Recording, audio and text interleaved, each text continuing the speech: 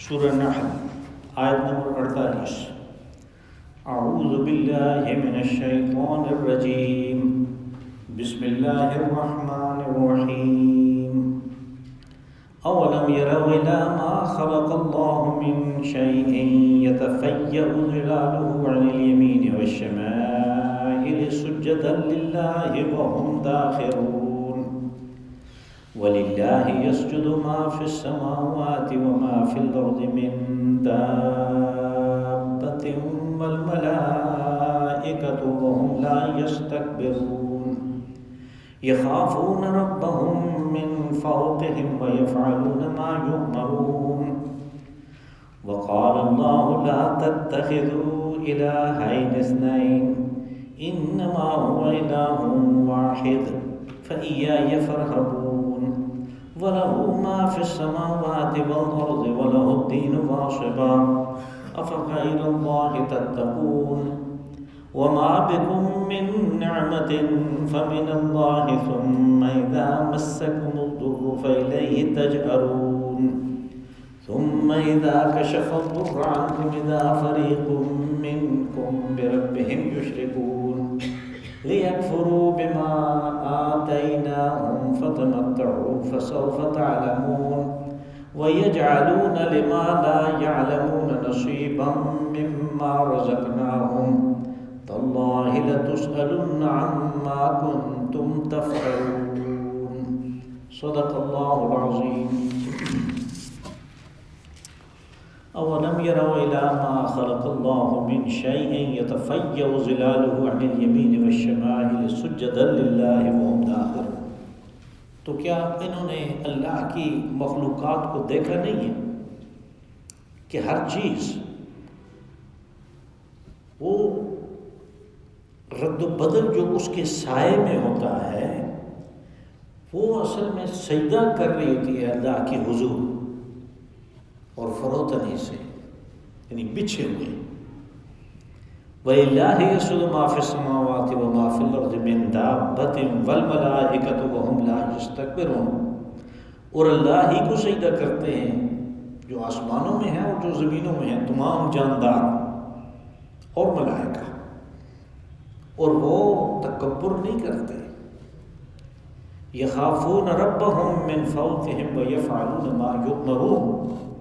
وہ اپنے اوپر اپنے اللہ سے ڈرتے ہیں اور صرف وہ کرتے ہیں جس کا انہیں حکم دیا جاتا ہے۔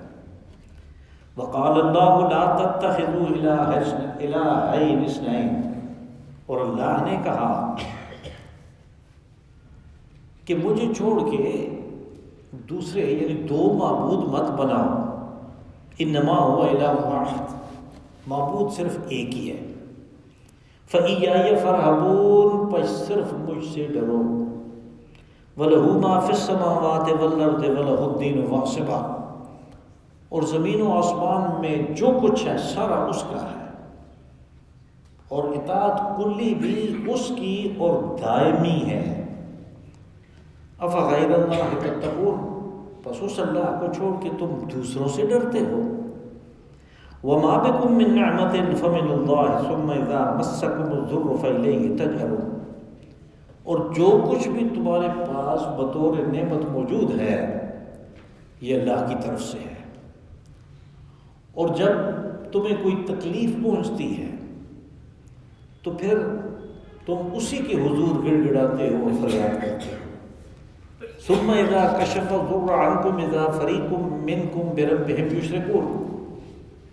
اور پھر جب وہ تکلیف کو دور کر دیتا ہے تو تم میں سے ایک گروہ اپنے رب کا ناشکرہ ہونے کی وجہ سے اس کے ساتھ شرک شروع کر دیتا ہے۔ لِيَكْفُرُوا بِمَا آتَيْنَاهُمْ، اور یہ اس لیے کرتے ہیں کہ جو اللہ نے عطا کیا اس پہ اس کی ناشکری کریں۔ فَتَمَتَّعُوا، اور چند دن مزے کر لو۔ فَسَوْفَ تَعْلَمُونَ، عن قریب اس کا نتیجہ تمہارے سامنے آئے گا۔ وَيَجْعَلُونَ لِمَا لَا يَعْلَمُونَ نَصِيبًا مِّمَّا رَزَقْنَاهُمْ، اور جو کچھ ہم نے اس نے عطا کیا اس میں حصے مقرر کرتے ہیں ان کے جن کے بارے میں انہیں کوئی علم ہی نہیں کہ یہ کیسے معبود ہو گئے۔ تاللہ لتسألن عما کنتم تفترون، قسم اللہ کی جو یہ اللہ پہ جھوٹ باندھ رہے ہیں اس کے بارے میں ضرور ان سے باز پرس ہوگی۔ کل کے درس میں جو آخری 3 آیات تھیں ان میں ایک قسم کی دھمکی تھی، ایک اس میں تنبیہ تھی، اور یہ کہ اللہ کی طرف سے عذاب تم کسی بھی حالت میں ہو آ سکتا ہے، تم سوئے ہوئے ہو، تم دن دہاڑے اپنے کام کاج میں لگے ہوئے ہو، اور یہ بھی کہ تم اس کی طرف سے یعنی عذاب کی آمد کے خوف سے اس کے لیے مناسب کچھ سدباب کر رہے ہو، تم نے کوئی وسائل اختیار کیے ہیں، اس صورت میں بھی اس کا عذاب آ سکتا ہے۔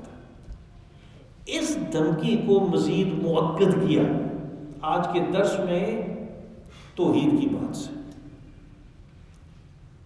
اس لیے کہ جب اس نے کہا کہ میں عذاب دے سکتا ہوں تو پھر بنیادی وجہ بتا دی عذاب کی کہ وہ کیا ہے، شرک ہے، اور پھر اس نے جو اس کے خلاف توحید کے دلائل دیے اس میں آفاق سے دلیل لی اور انفس سے یعنی انسانی نفوس سے اور حیوانی نفوس سے، کہ دیکھو یہ میری توحید کی ایک دلیل ہے تمہارے پاس۔ تو پہلی دلیل آفاق سے ہے، کہا اولم یروا الی ما خلق اللہ من شیء یتفیأ ظلالہ علی الیمین والشمائل۔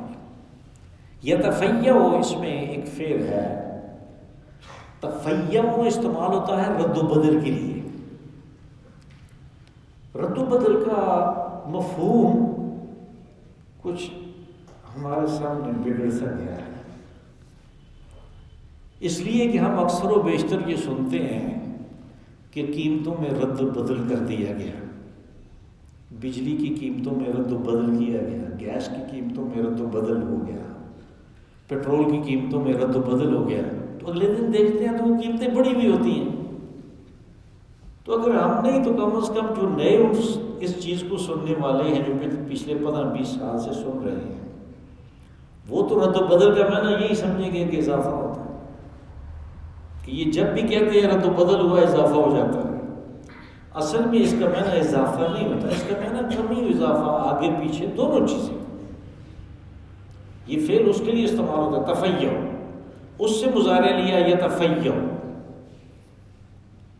تو اس کا مفہوم یہ ہے کہ مخلوق کی طرف دیکھو، تو مخلوق کیا ہے؟ مادہ ہے، انسان ہے، حیوان ہے، پہاڑ ہیں، پتھر ہیں، درخت ہیں، یہ سب مادہ ہے۔ تو اس کی طرف بات دیکھو جو میں نے پیدا کیا، اس لیے کہ مخلوق تو ساری اللہ کی ہے، کہ اس کے سائے میں رد و بدل کیا ہوتا ہے، کہ سورج مشرق کی طرف ہے تو سایہ مغرب کی طرف، اور وہ بچھا ہوا ہے، اور سورج اگر مغرب کی طرف ہے تو سایہ مشرق کی طرف ہے اور بچھا ہوا ہے۔ اب یہ جو سورج ہے اس کو دیوتا دنیا کی بہت سی قوموں نے مانا، اور خاص طور پہ سورج دیوتا تو حضرت ابراہیم علیہ السلام کے زمانے میں جو مذہب رائج الوقت تھا، جو عقیدہ رائج الوقت تھا، وہ سورج کی پرستش، اور نمرود اپنے آپ کو سورج دیوتا کا اوتار کہتا تھا۔ حضرت ابراہیم علیہ السلام نے بھی اس کے سامنے جو دلیل پیش کی جسے حجت ابراہیمی کہتے ہیں وہ یہ تھی کہ میرا رب سورج کو مشرق سے نکالتا ہے، تو مغرب سے نکال کے دکھا۔ تو اس کو تو وہ تو اپنے آپ کو سورج دیوتا کا اوتار کہتا ہے، لیکن ساتھ میں اسے پتہ ہے کہ میں سورج کے اوپر میرا کوئی کنٹرول نہیں ہے، یہ تو لوگوں کو بیوقوف بنانے کے لیے میں نے کیا ہے۔ تو اس نے آگے سے نہیں کہا کہ نہیں میں مشرق سے نکالتا ہوں، تو اپنے رب کو کہہ کے مغرب سے نکالے، یہ اس نے نہیں کہا، بلکہ وہ مبہوت ہو گیا، فَبُہِتَ الَّذِي كَفَرَ، وہ مبہوت ہو گیا اس حجت ابراہیمی کے آگے۔ اس حجت ابراہیمی نے یہ بات واضح کی کہ جو مادہ ہے، جو وجود ہے، وہ اللہ کو مانے یا نہ مانے، اس کے ساتھ ہمیشہ سے ایک چیز چمٹی ہوئی ہے، اور وہ ہے اس کا سایہ، اور وہ سایہ جو ہے وہ بچھا ہوا ہے اس سورج کی مخالف سمت میں۔ یہ بتاتا ہے کہ یہ جو مادہ ہے، یہ جو انسان ہے، اس نے تو اس کو خدا مان لیا اپنا، لیکن اس کے سائے نے اس کو خدا نہیں مانا، وہ الٹی سمت میں چلا گیا اور بچھ گیا۔ یہ ایک یعنی آفاق سے اللہ نے دلیل دی، ایک تکوینی دلیل دی کہ جو اس دنیا میں جو نوامیس جو چل رہے، جو قانون چل رہا ہے، اس کے مطابق اس نے دلیل دی کہ دیکھو یہ جس کو دیوتا مانتے ہیں وہ ان کی اپنی فطرت کے خلاف ہے، جو اصل فطرت ہے وہ سائے کی ہے۔ تو اس نے اللہ کو مانا ہے اور اس سورج سے نفرت کا اظہار کیا، یعنی اس نے یہ کیا کہ جو ملت ابراہیمی ہے، جو فطرت ابراہیمی ہے، وہ سائے کے اندر ہے، فطرت ابراہیمی اس وجود کے اندر نہیں ہے۔ ہاں جب یہ بھی فطرت ابراہیمی اختیار کر لے تو یہ عین فطرت انسانی کے اوپر آ جاتا ہے۔ بس یہ دلیل اس نے کہ سائے کے رد و بدل کو دیکھو، گھٹتا ہے بڑھتا ہے، جب سورج نصف النہار پہ آ جاتا ہے سایہ کھڑا ہو جاتا ہے، جب وہ ادھر جھکتا ہے سایہ اس طرف جاتا ہے۔ وَهُمْ دَاخِرُونَ، اور کہا وہ بچھا ہوا ہوتا ہے۔ اور یہی چیز پہلے بھی آ چکی سورہ رات میں، وہاں پہ بھی اتفاق سے یہ سجدے کی آیت تھی، وہاں پہ بھی یہی بات تھی کہ سائے کو دیکھو یہ سجدہ کر رہا ہے، جس کا سایہ ہے وہ کیوں نہیں کرتا، وہ کیوں اکڑا ہوا ہے۔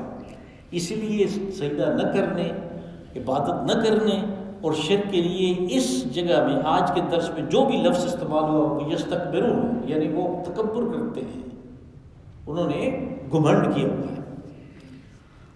وَلِلَّهِ يَسْجُدُ مَا فِي السَّمَاوَاتِ وَمَا فِي الْأَرْضِ مِن دَابَّةٍ وَالْمَلَائِكَةُ وَهُمْ لَا يَسْتَكْبِرُونَ، اور اللہ ہی کو سجدہ کرتے ہیں زمین و آسمان کے تمام جاندار اور ملائکہ۔ یہاں پہ جاندار کہہ کے اور ملائکہ کو علیحدہ رکھ کے یہ بات واضح کی، اور یہ سمجھنے کی چیز ہے کہ یعنی ملائکہ کے علاوہ زمین کے علاوہ بھی اور جگہوں پہ کوئی جاندار ہیں، اس لیے کہ ملائکہ کا علیحدہ تذکرہ کر لیا، ورنہ ہم کہتے ہیں کہ ملائکہ چونکہ جاندار ہیں، جان رکھتے ہیں، ان کے اندر ارادے کی قوت ہے، تو یہ ان کی بات ہو رہی ہے، لیکن ان کو بالکل علیحدہ رکھا۔ تو آسمان و زمین میں باقی جو جاندار ہیں، اس کا مطلب زمین پہ تو ہم ہیں، دوسرے ہیں، اور بھی کسی جگہ پہ ہیں، کہا یہ سب سجدہ کرتے ہیں اللہ کے حضور، اور ملائکہ بھی۔ اب ملائکہ کا تذکرہ خاص طور پہ اس لیے کیا کہ یہ مکی صورت ہے، اور مکہ والے ملائکہ کو اللہ کی بیٹیاں کہہ کے ان کی پرستش کرتے تھے، ان کو راضی رکھنے کی کوشش کرتے تھے کہ یہ اپنے باپ کے حضور ہماری سفارش کریں گے، اور یہ کہ ان کی خوشنودی پہ ہماری جو معیشت ہے اس کا انحصار ہے۔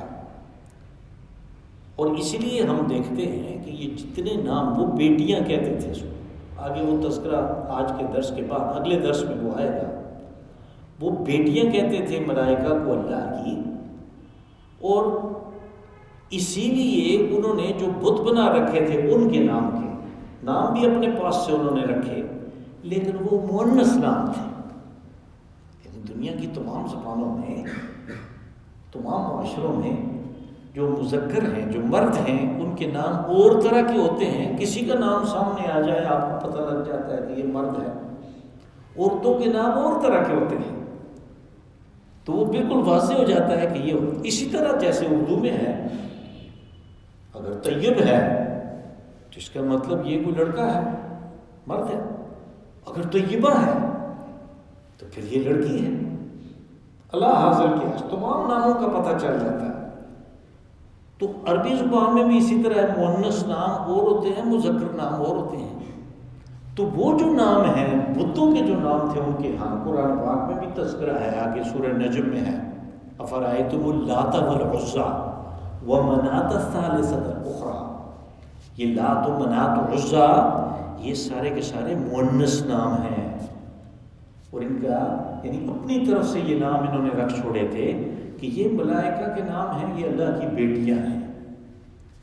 تو اس لیے ملائکہ کا تذکرہ خاص طور پہ کیا کہ وہ بھی اللہ کے حضور سجدہ کرتے اور تکبر نہیں کرتے، سجدہ نہ کرنا تکبر ہے، یعنی یہ بھی ایسے ہوا، بنی اسرائیل کے ساتھ یہ کام ہوا کہ انہوں نے تکبر شروع کر دیا، استکبار شروع کر دیا، ہم کیوں زمین کے اوپر بچھے،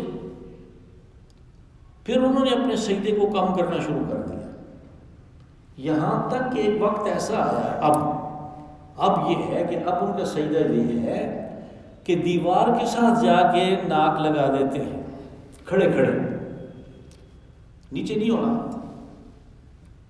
عربی لغت میں سجدہ یسجد جھکنے کے لیے استعمال ہوتا ہے، ہم جس طرح جھکتے ہیں سجدے میں یہ اس کی آخری شکل ہے، اس سے زیادہ اور جھک ہی نہیں سکتے۔ انہوں نے یہ کیا کہ وہ دیوار کے ساتھ ناک لگا دیتے، اور پھر جیسے ہمارے ہاں ہم مسجد میں نماز پڑھتے ہیں، اس مسجد میں نماز پڑھ رہے ہیں، ادھر پڑھ رہے ہیں، مکہ میں جائیں حرم میں نماز پڑھ رہے ہیں، اسی طرح پڑھ رہے ہیں، وہی طریقہ ہے۔ اسی طرح انہوں نے بھی کیا۔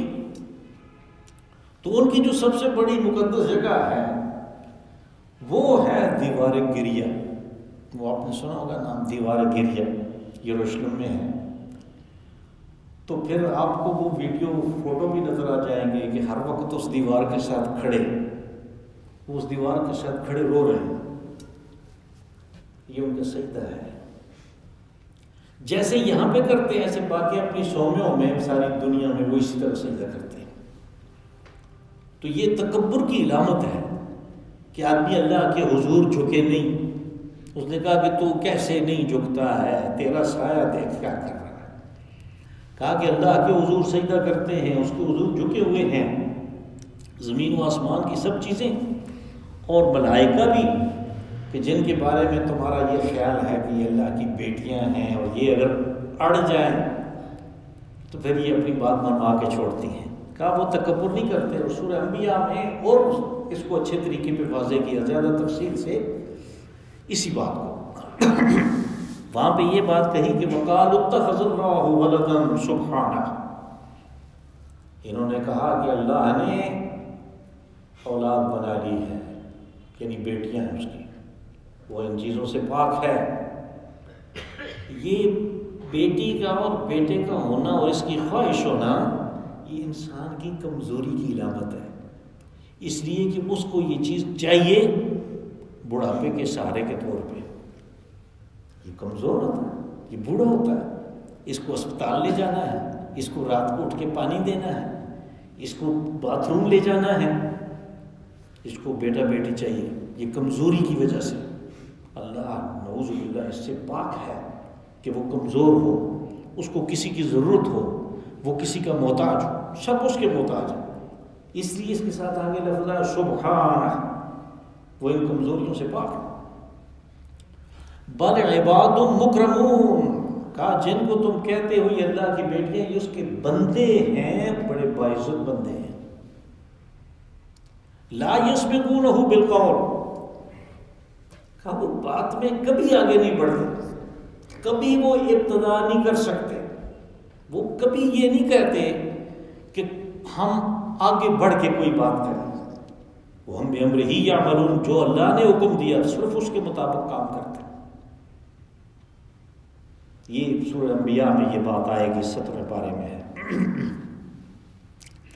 يَخَافُونَ رَبَّهُمْ مِنْ فَوْقِهِمْ وَيَفْعَلُونَ مَا يُؤْمَرُونَ، کہا یہ تو سارے تمام جاندار یہ اپنے رب سے ڈرتے ہیں، اس لیے کہ وہ اوپر ہے، یہ سارے نیچے ہیں، کوئی اس کے برابر نہیں ہے، کوئی اس کے ساتھ اس قسم کی نسبت نہیں رکھتا ہے۔ یہ باوجود اس کے کہ وہ بڑے مقرب ہیں، لیکن وہ جانتے ہیں کہ اللہ ہمارے اوپر ہے، اور صرف وہی کرتے ہیں جس کا انہیں حکم دیا جائے۔ سجدے کی آیت ہے، آخر میں سجدہ کریں گے ہم۔ وقال اللہ لا تتخذوا الہین اثنین، اب دوسری دلیل کہا کہ اللہ نے یہ کہا کہ دو معبود مت بناؤ۔ اب یہ کیسے کہا اس نے؟ یہ کہا اپنے انبیاء اور رسولوں کے ذریعے سے، اور یہ کہا اس نے اپنی کتابوں کے ذریعے سے،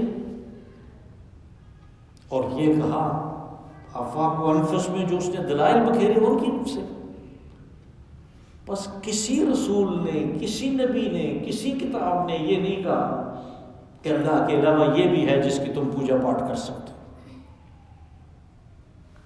یہ کہا تمہارے پاس دلیل کے طور پہ، یہ تاریخی دلیل ہے، ہم کتابوں میں پڑھتے ہیں نا، آدم علیہ السلام سے شروع ہوا، لا الہ الا اللہ آدم و صفی اللہ،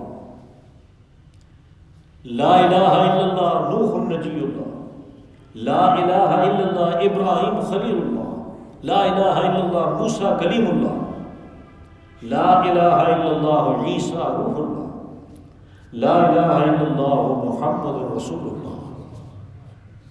اور اسی طرح باقی انبیاء جن کے نام میں نے نہیں لیے، وہ سب نے یہی پیغام دیا کہ اللہ کے علاوہ کوئی معبود نہیں ہے۔ تمہیں کسی کتاب سے، کسی نبی کی، کسی رسول کی تعلیم سے یہ چیز نہیں ملتی، یہ کہاں سے تم نے لے لی؟ نہیں، پھر کس نے کہا؟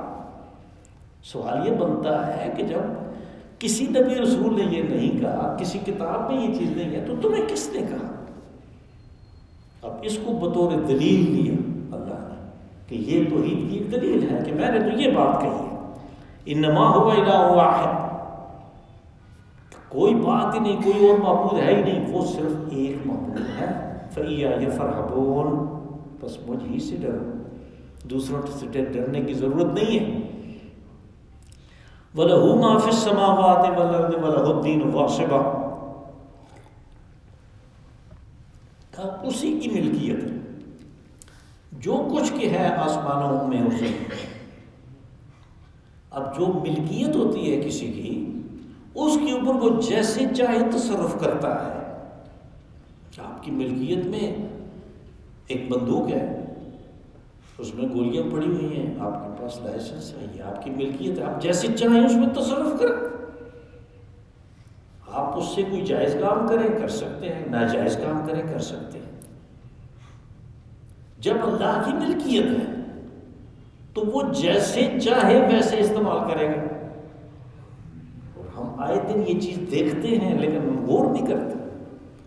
یعنی ہم دیکھتے ہیں کہ آدمی بڑی خواہش کرتا ہے کہ میرے بیٹا ہو بیٹا ہو بیٹا ہو، اس لیے کہ مجھے اس کی بڑی سخت ضرورت ہے، مجھے جائیداد کے لیے وارث چاہیے، وہ میرے کام آئے گا، میرا بازو بنے گا، دست و بازو بنے گا۔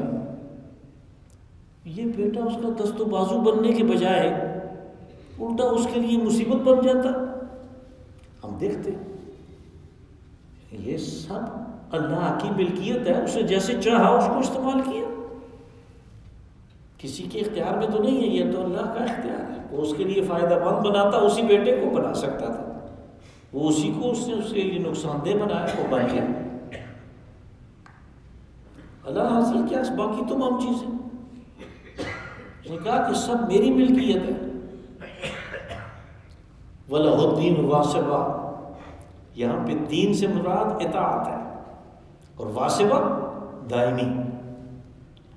اب دو چیزیں آ گئی، یعنی اس کی لیے اطاعت کرنی ہے دائمی، ہمیشہ کلی اطاعت کرنی ہے اور ہر وقت کرنی ہے۔ یہ نہیں کہ رات کو تنہائی میں اپنی مرضی کر لی، دن کو جب اور لوگ بھی دیکھ رہے ہیں اللہ کی مرضی پہ چل پڑا، جب کاروبار پہ ہوا تو اپنی مرضی کر لی، جب مسجد میں ہوا تو اللہ کی بات کو مان لیا، جب روزے ہوئے تو اللہ کی بات کو مان لیا۔ اس میں بڑی احتیاط کر رہا ہے، مسجد میں بیٹھا تلاوت کر رہا ہے، عید کا دن آیا اور اس کے بعد باقی جو 11 مہینے ہیں قرآن پاک کی طرف دیکھا ہی نہیں۔ یہ نہیں، بلکہ واصبہ دائمی اطاعت ہے اس کی، ہر لحظہ اور ہر لمحہ اس کی اطاعت ہے۔ چونکہ ہر لحظہ اور ہر لمحہ اس کی اطاعت ہے، اس لیے مومن کی زندگی ساری کی ساری عبادت ہے، اس لیے کہ وہ اللہ کی بات کو مان رہا ہے، اللہ کی بات کو ماننے کا جذبہ اس کے اندر موجود ہے، رسول علیہ السلام کا طریقہ اس کے پاس موجود ہے، بس وہ اس کے مطابق چلتا ہے، وہ ساری زندگی اس کی عبادت ہے واصبہ دائمی۔ افغیر اللہ تتقون، اس کو چھوڑ کے، اس اللہ کو چھوڑ کے تم اوروں سے ڈرتے پھرو گے۔ وما بکم من نعمت فمن اللہ ثم اذا مسکم الضر فالیہ تجأرون۔ اب یہ ایک انفسی دلیل ہے، یعنی ہمارے اندر کی، انسانوں کے اندر کی ایک بات کو چھیڑا،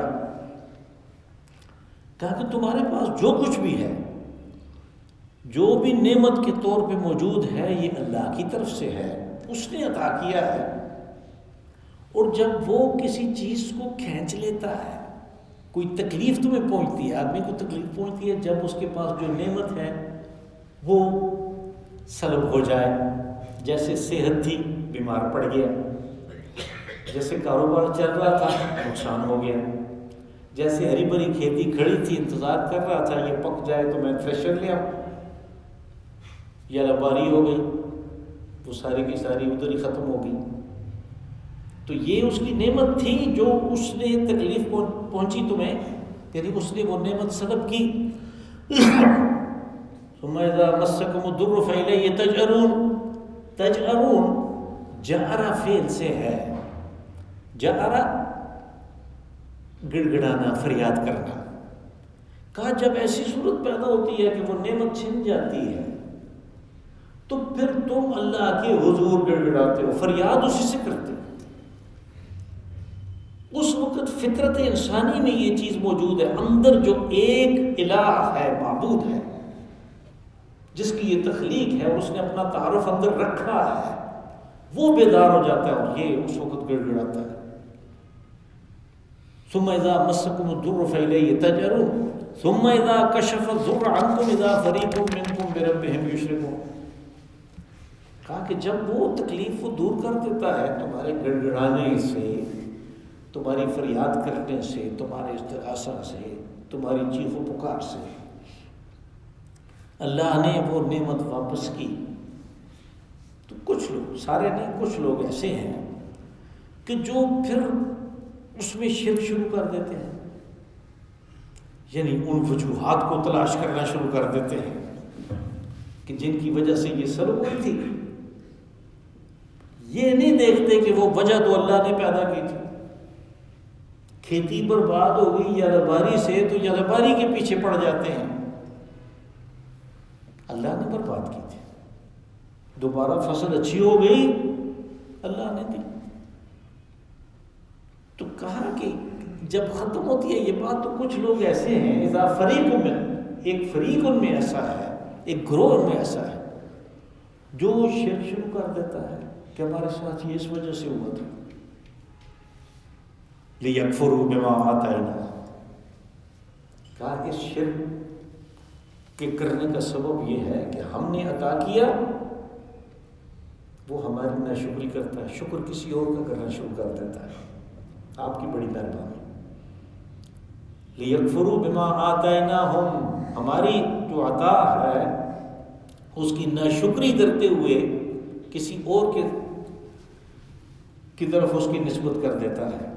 فَتَمَتَّعُوا، اب یہ ایک دھمکی ہے، کہا کہ چند روز کی بات ہے، عیش کر لو، مزے کر لو، ان چیزوں سے فائدہ اٹھا لو، فَسَوْفَ تَعْلَمُونَ، تمہارے ان برے عقائد کا نتیجہ تمہارے سامنے آنے والا، تم خود جان لو گے، دیکھ لو گے کیا ہے۔ وَيَجْعَلُونَ لِمَا لَا يَعْلَمُونَ نَصِيبًا مِّمَّا رَزَقْنَاهُمْ، تو کہا کہ ہم نے جو کچھ انہیں ہم پہنچایا ہے جو رزق کے طور پہ، رزق ساری ضروریات کو کہتے ہیں، کہ اس میں سے بغیر جانے بوجھے حصے مقرر کرنے شروع کر دیتے ہیں ان کے جن کو یہ اللہ کا شریک ٹھہراتے ہیں۔ اور یہ مکہ والوں کی بڑی عام بات تھی، یعنی وہ ان کے نام کے، اپنے بتوں کے نام کے جانور چھوڑ دیتے تھے کہ یہ اس کا ہے، جدھر جائے جو چرے کھائے پیے وہ کر سکتا ہے، وہ اس بت کے نام کا ہے۔ کچھ یہاں بھی ایسے شروع ہو گیا ہے، ہم نے سنا ہے کہ اس سے پوچھو کہ بھائی یہ جو جانور ہے خاص طور پہ جو چوٹا ہے یہ نہیں دینے کا نہیں ہے، یہ تو میں نے ان کے نام کا رکھا ہوا ہے، یہ تو عرس پہ جا کے ذبح کریں گے۔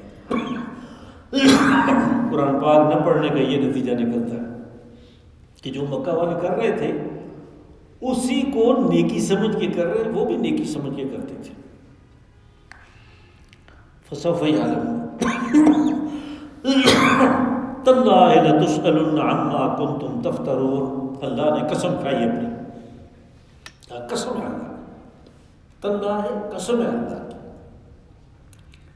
ان سے بعض پر ضرور پہ ضرور ہوگی، اس جھوٹ کی وجہ سے جو یہ گھڑ رہے ہیں اللہ پہ، یعنی کہتے ہیں یہ اللہ نے حکم دیا ہے ہم تو اس کے مطابق چل رہے ہیں، اور اللہ کا حکم دکھا نہیں سکتے کہ کہاں پہ ہے، کہاں پہ، یہ نہیں دکھا سکتے، اس لیے یہ جھوٹ ہے، افتراء ہے، کہا ان سے ضرور باز پرس ہوگی اس بارے میں۔ اللہم صلی وسلم وبارک وانعم علی عبدک ورسولک ونبیک محمد صاحب المقام